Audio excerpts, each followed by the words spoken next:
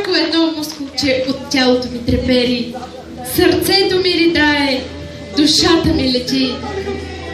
Докоснах се до небето и сега съм тук, при моите братя и сестри.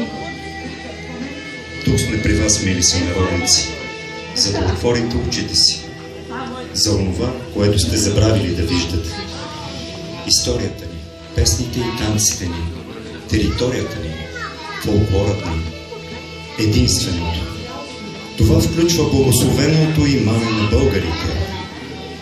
Имането, което сме съхранили през всичките тези векове, благодарение на силният си дух.